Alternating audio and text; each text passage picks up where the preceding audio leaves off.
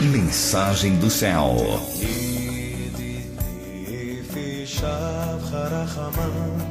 Este culto que nós prestamos, não é? Quem é que ensinou que tem de ser assim?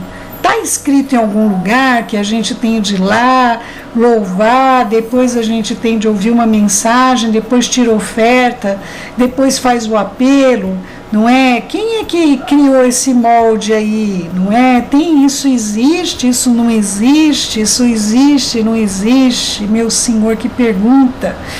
Queridos, por que me motivou muito a pergunta dessa minha amada? Porque eu acredito que há umas 3 semanas atrás, não é? Uma pessoa muito querida do nosso ministério também, todos são, mas essa pessoa chegou para mim e falou: Céu, eu não quero fazer algo que eu não entenda, não é? E eu não gostaria de prestar um serviço ao Eterno se eu compreender por que eu tenho de fazer isso, não é? E aí o Eterno, nós buscando, assim, eu e meu marido, não é? E o Eterno me mandou... Na verdade, me pediu que eu fizesse 3 perguntas para ele. 2 perguntas eram compostas, não é? A primeira pergunta composta era: como é que se originou o culto da igreja cristã? Não é?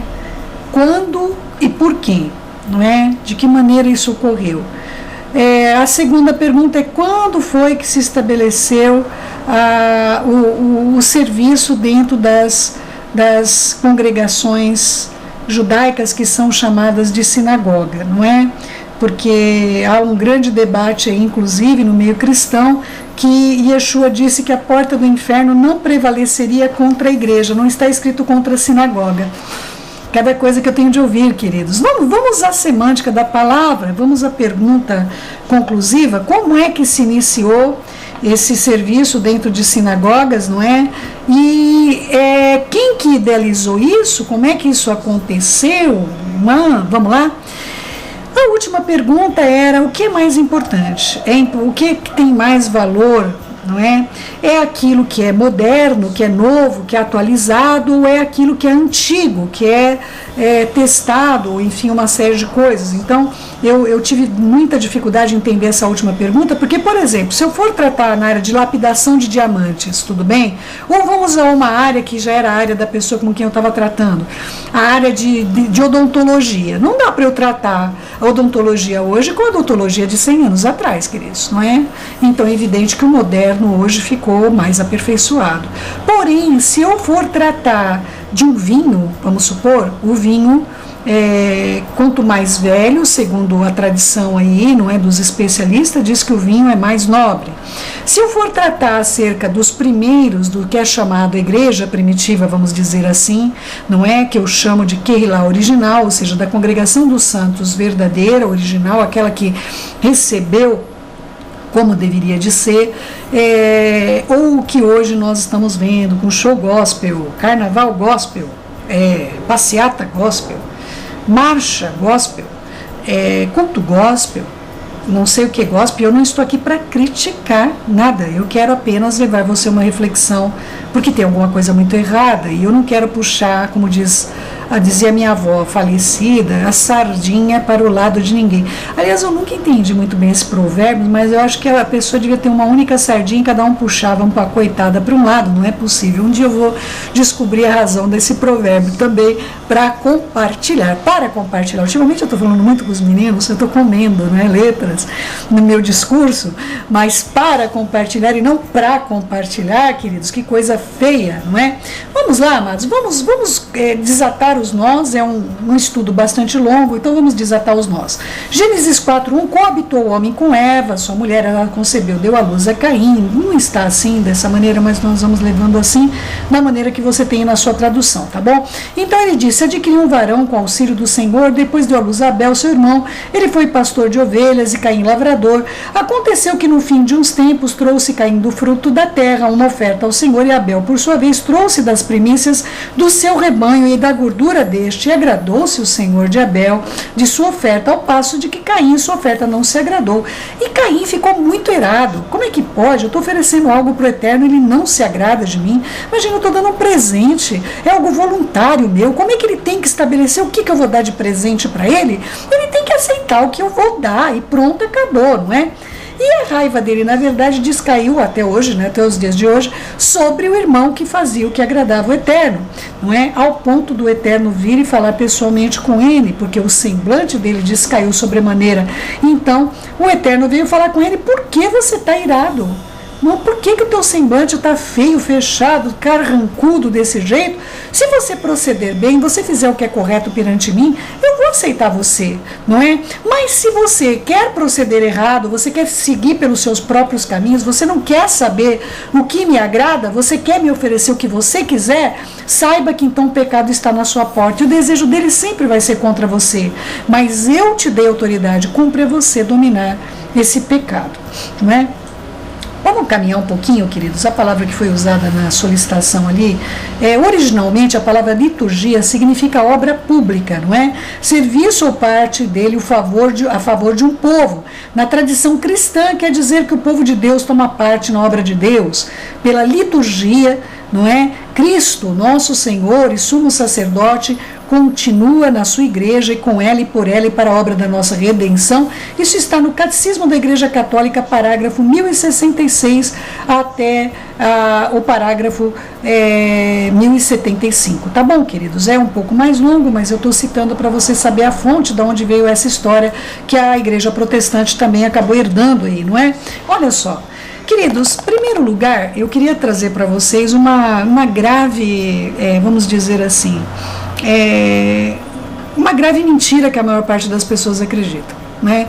A maior parte das pessoas acreditam que a sinagoga não deveria existir, não é?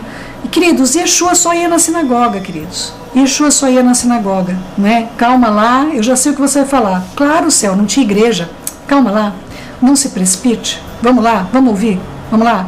Matitiago, Mateus 4,23, percorria Yeshua toda a Galiléia, Galil, né? Ensinando nas sinagogas e pregando as boas novas do reino e curando toda sorte de doenças e enfermidades do povo. Matitiago 9,35, e percorria Yeshua todas as cidades e povoados ensinando nas sinagogas, não é?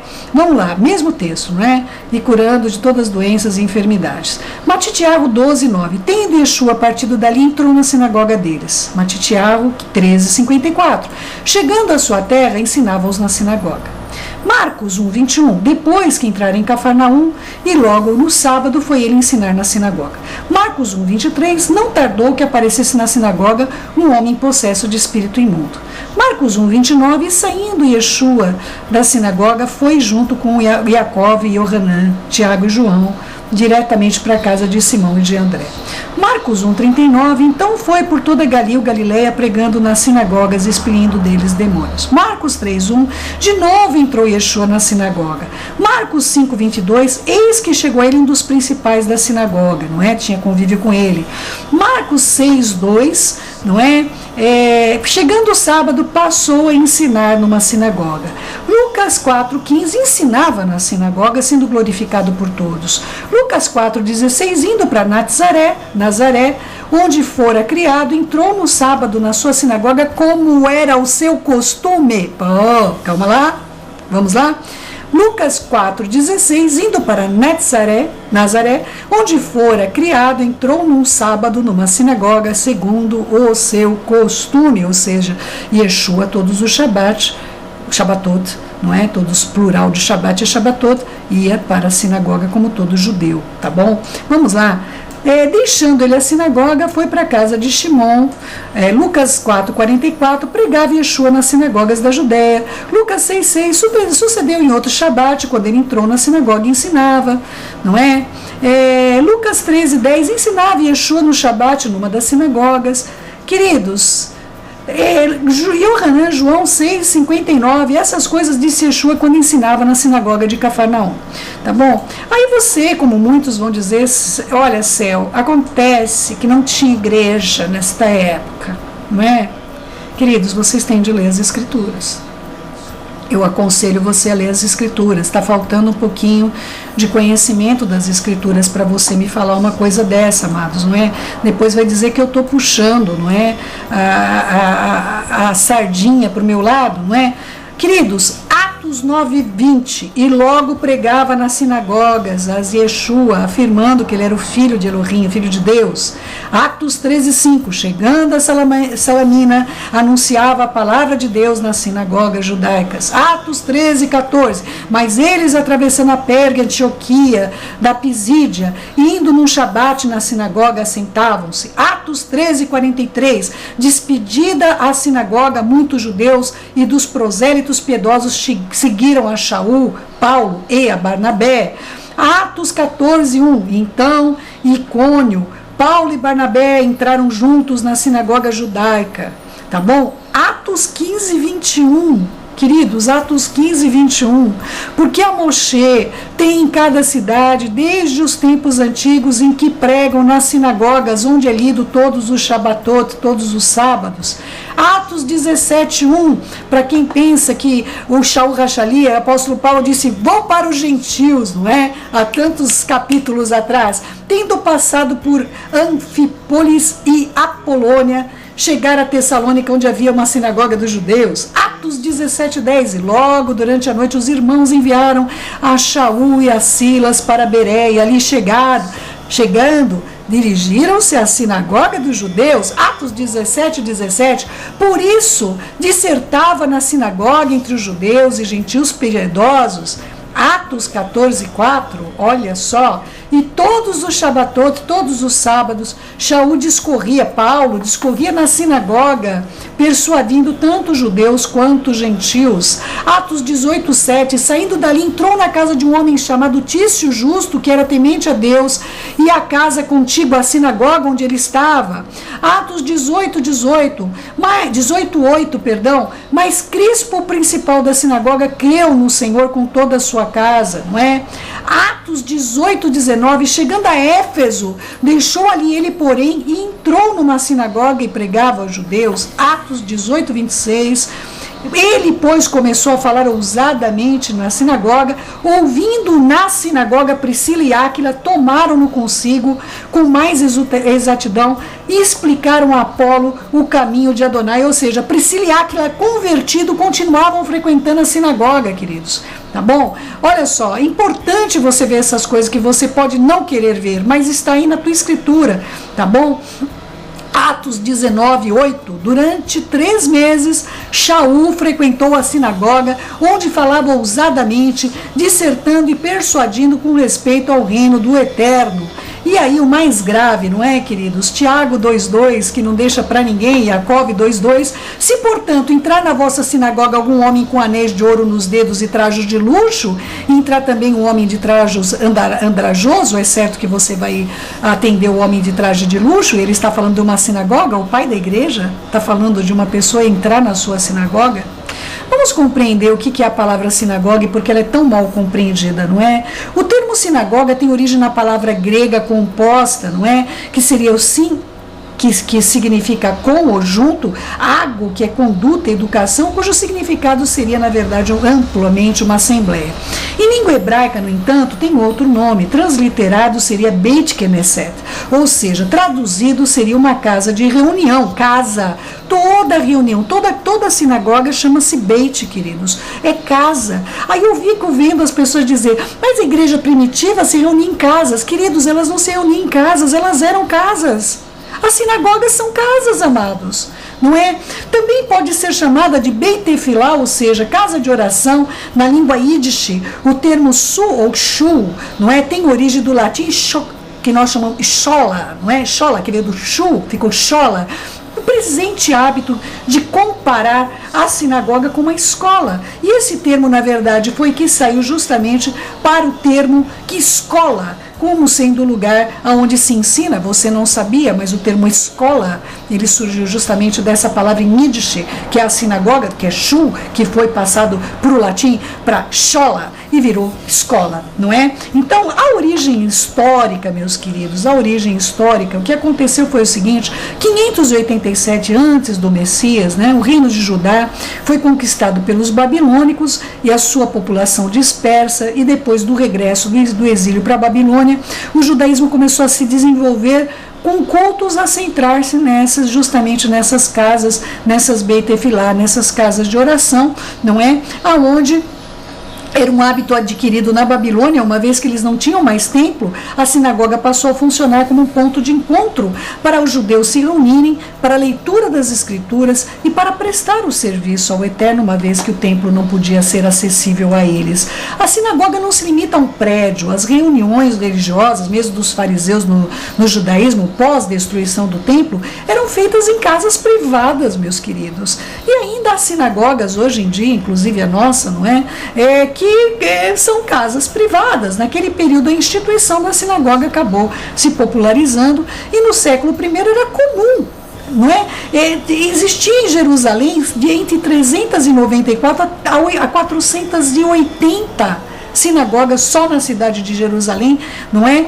E a sinagoga mais antiga a ter um registro na cidade de Jericó, perto das ruínas do Palácio dos Asmoneus, descoberta junto a uma mikve, né? Um lugar para poder ter a imersão, justamente é datada do 1º século, não é? Antes do nosso Messias vir, tá bom? Para vocês entenderem um pouquinho. Agora a palavra igreja, queridos, ela é de origem grega, escolhida pelos autores da Septuaginta.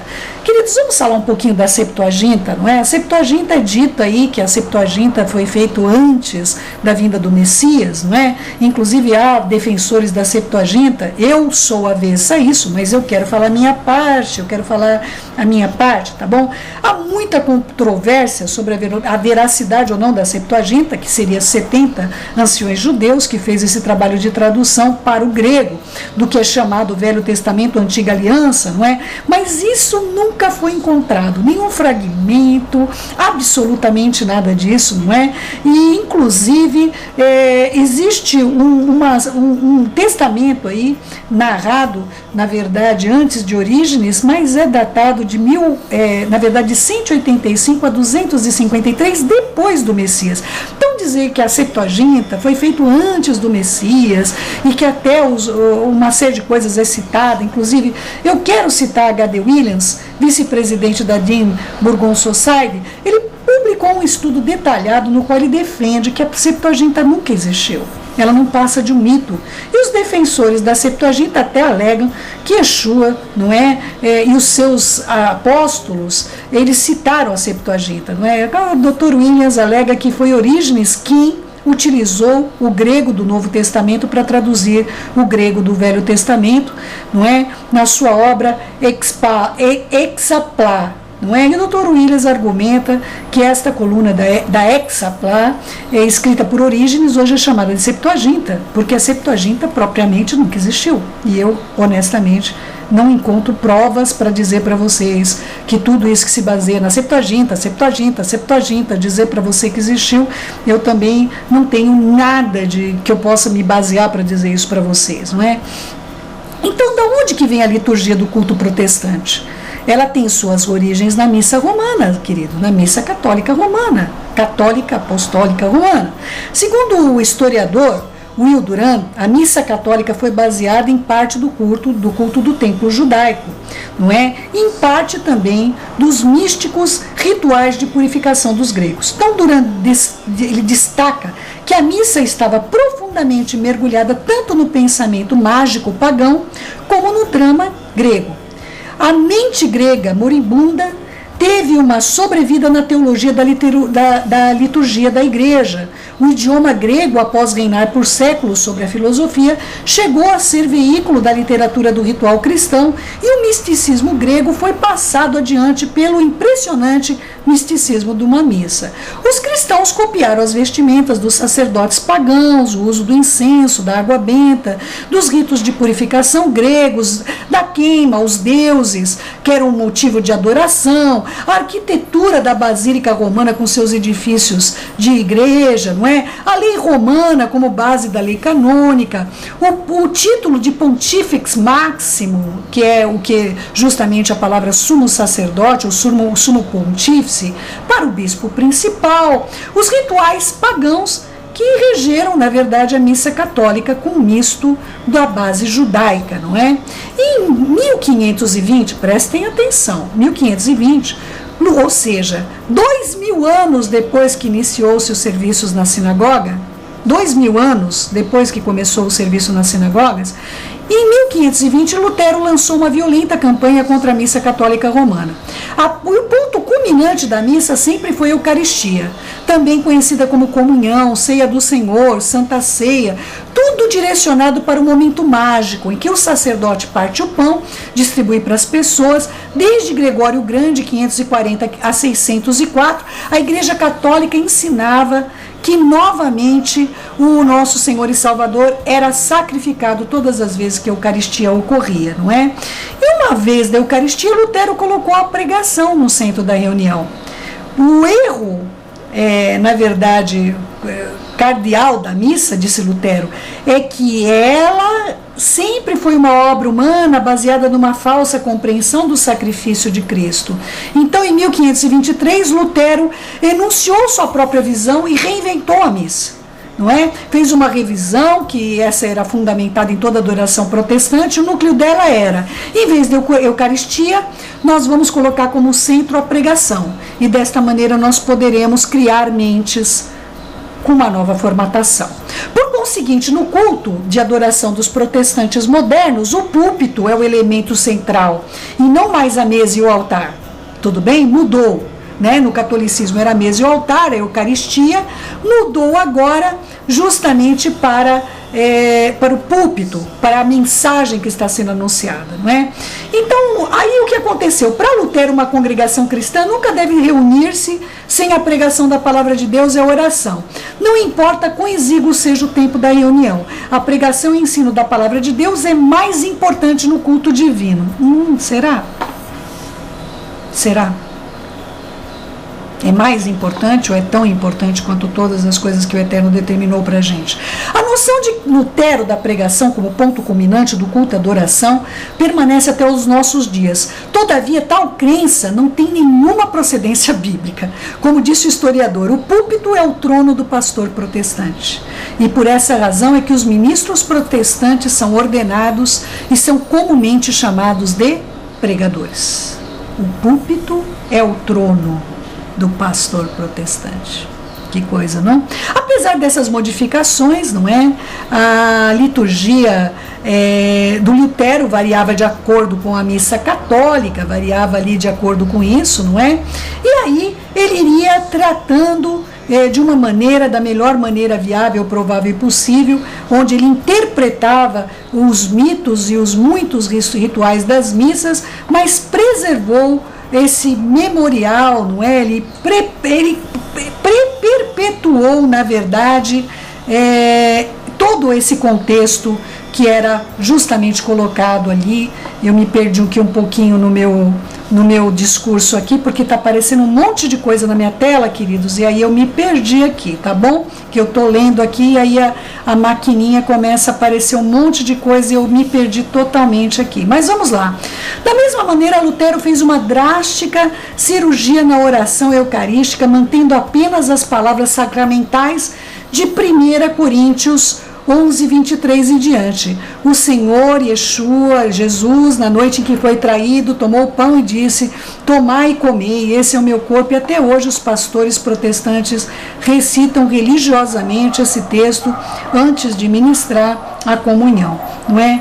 Lutero nunca abandonou a prática e ordenação do clero, tá bom? Posteriormente, a contribuição veio por Calvino, os reformadores João Calvino da Alemanha em 1509 a 1564, João Knox da Escócia em 1513 a 1572 e Martin Brusser da Suíça de 1491 a 1551 fizeram modificações na liturgia de Lutero, tá bom, queridos? A mais notável foi a coleta de dinheiro após o sermão. Vocês ouviram o que eu falei? Eu vou ler de novo. Vamos lá? Contribuição de Calvino e companhia. Os reformadores João Calvino da Alemanha, 1509 a 1564, John Knox da Escócia, 1513 a 1572 e Martin Brusser da Suíça, 1491 a 1551, fizeram algumas alterações na liturgia de Lutero e a mais notável foi a coleta de dinheiro após o sermão. Tá bom, queridos?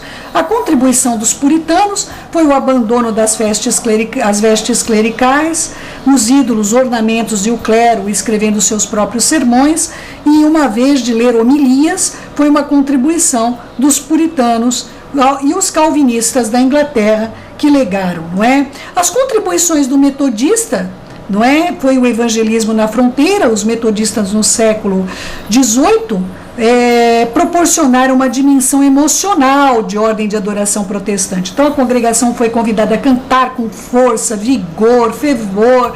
Dessa maneira, os metodistas foram os precursores dos pentecostais, e os metodistas propiciaram uma dimensão emocional à adoração protestante.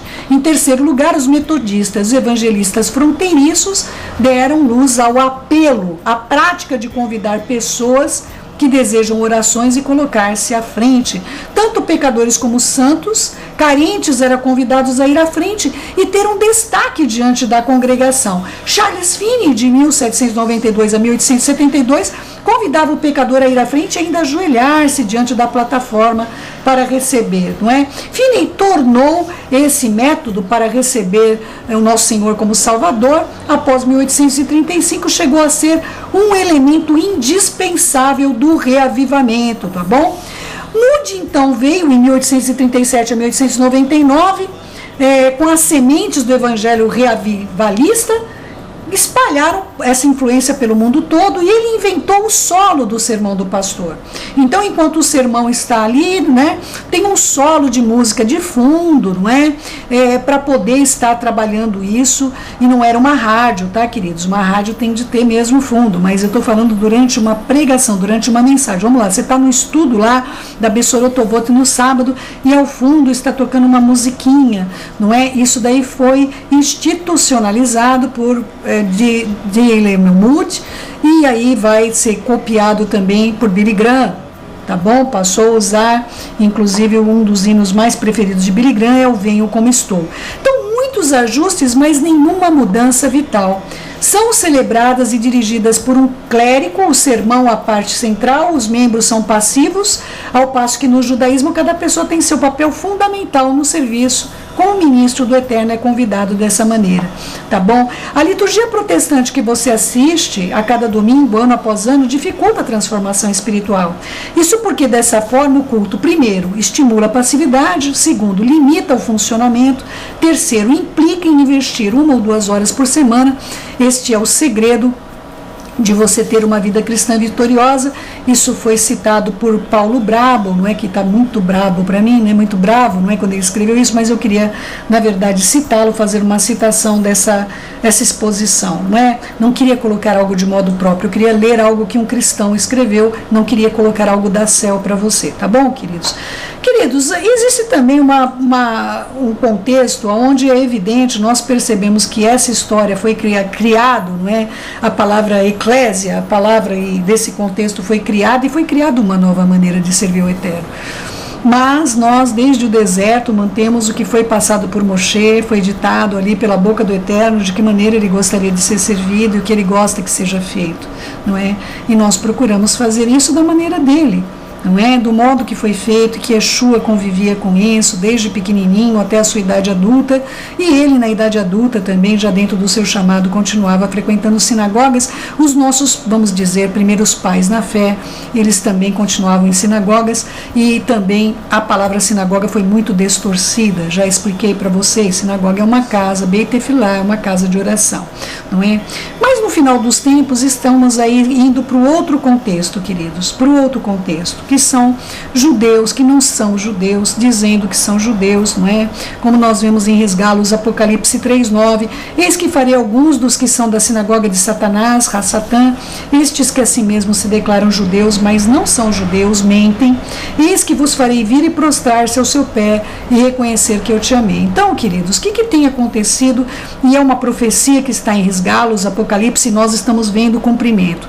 Nós estamos vendo as pessoas descobrirem as origens judaicas da sua fé, que Yeshua é judeu, que mudaram até o nome próprio dele, mudaram o nome dele de Yeshua para Jesus, um nome que não tem nada a ver, não existe nem J no hebraico, nem no grego, nem no aramaico, não se sabe de onde que tirou esse nome com propriedade, há várias teorias, mas não se sabe com verdade, não é?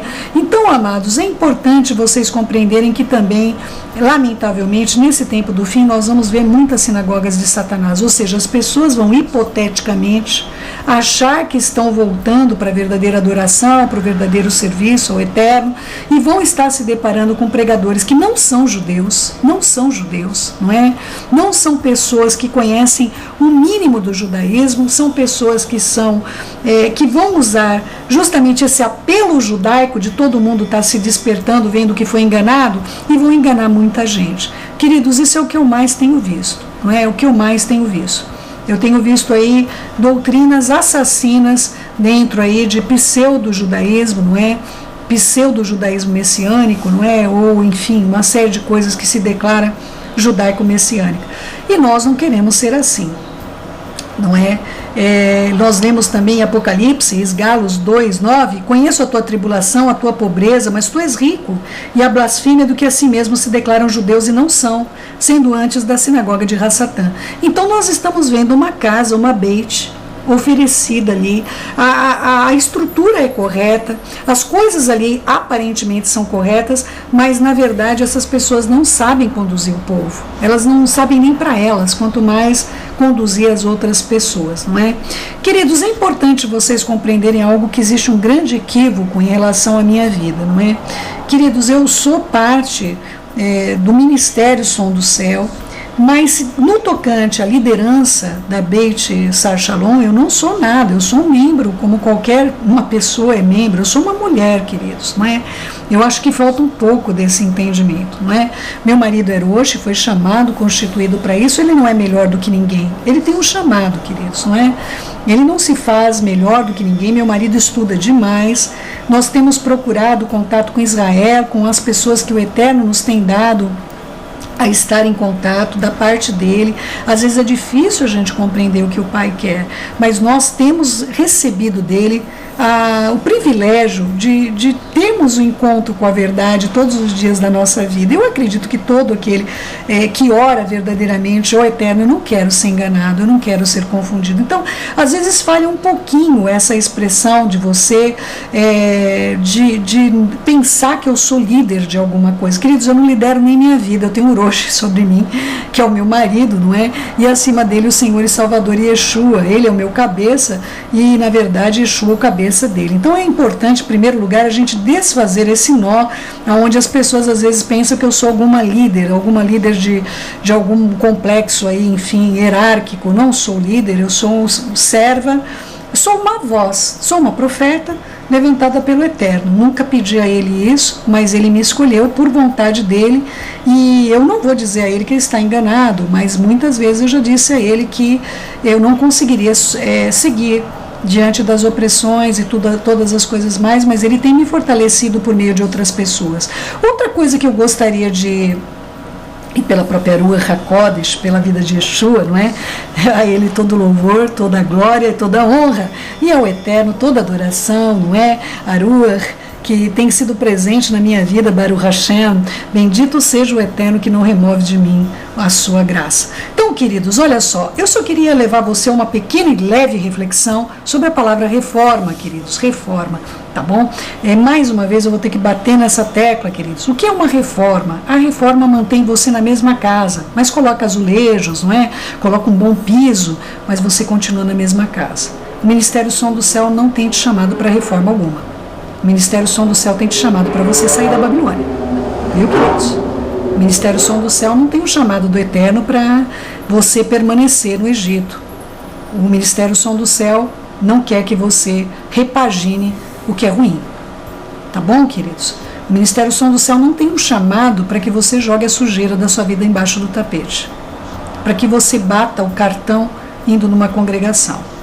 O Ministério Som do Céu tem te chamado para novidade de vida.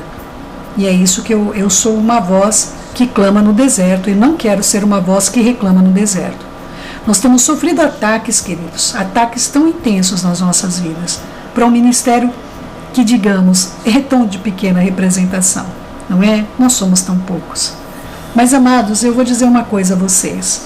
Eu não tenho chamado da parte do Eterno, nem meu esposo acima de mim, e nem Yeshua, que nos tem chamado e nos tem mantido juntamente nesse ministério, com todos que fazem parte desse ministério, para que você passe por uma reforma.